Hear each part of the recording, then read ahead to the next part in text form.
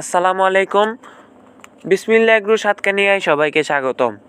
গতকাল আমাদের সবার মনটা একটু খারাপ ছিল, বিশেষ করে আমার বাবার মনটা একটু বেশি খারাপ ছিল। কারণটা হচ্ছে কি, আমাদের বিসমিল্লাহ এগ্রো সাতকানিয়ায় আমরা এতদিন ধরে যে ভিডিওগুলো আপনাদের মাঝে শেয়ার করেছিলাম, একটা সমস্যার কারণে আমাদের সব ভিডিওগুলো ডিলিট হয়ে যায়।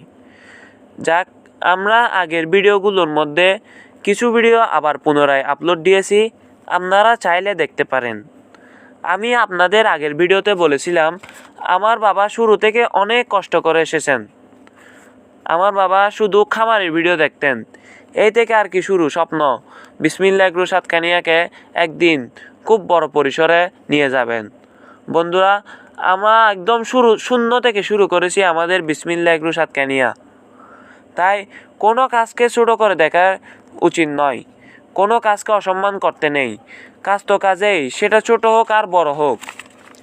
বন্ধুরা, বাইকটা চালু করা হয়েছে এটার একটা নির্দিষ্ট গন্তব্যে পৌঁছানোর জন্য। ঠিক আমাদের বিসমিল্লাহ এগ্রোর স্বপ্ন, আমার বাবার স্বপ্ন, আমাদের বিসমিল্লাহ এগ্রোকে একটা গন্তব্যে নিয়ে যাবেন।